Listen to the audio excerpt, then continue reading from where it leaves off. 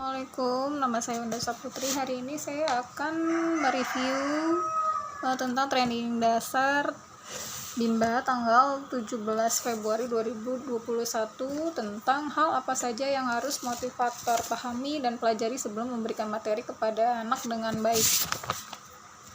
Yang harus dipahami dan dimengerti motivator dalam memberikan materi kepada anak dengan baik itu yang pertama adalah kurikulum Bimba.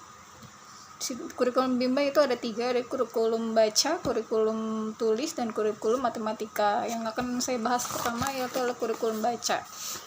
Kurikulum baca Bimba EO adalah kurikulum yang disusun untuk menumbuhkan karakter minat baca dan bukan untuk mengajarkan anak membaca.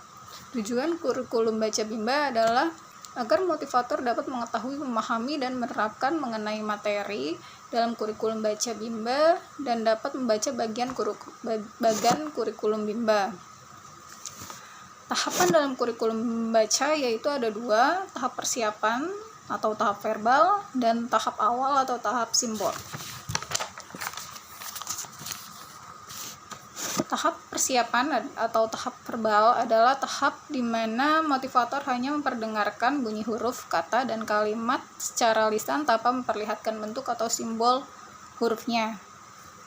Metode pembelajaran utama yang digunakan dalam tahap persiapan yaitu Lagula Bimba dan Bahasa Bimba. Tahap awal atau tahap simbol. Tahap awal adalah tahap motivator sudah memperlihatkan simbol huruf, kata, dan kalimat kepada anak menggunakan modul baca Bimba yang disusun secara bertahap, sistematis, menarik, dan mudah digunakan.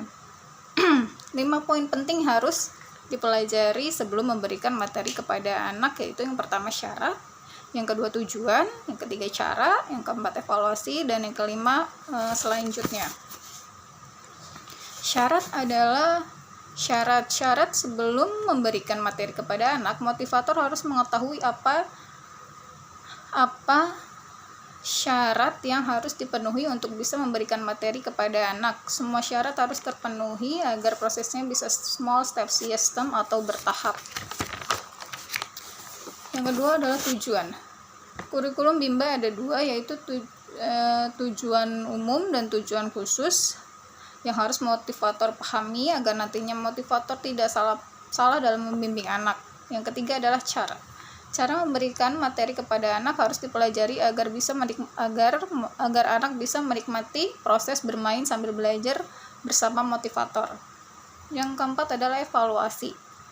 Evaluasi ini dilakukan agar dapat mengetahui apakah tujuannya sudah tercapai atau belum, apakah anak menyukainya atau belum, apakah anak senang atau belum.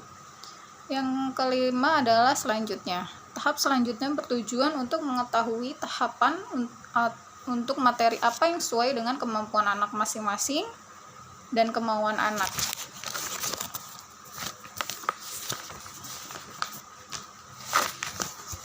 Cara membaca bagan kurikulum baca yaitu pertama ada tanda panah yaitu menunjukkan alur, garis tebal menunjukkan syarat, dan tanda seru itu hati-hati.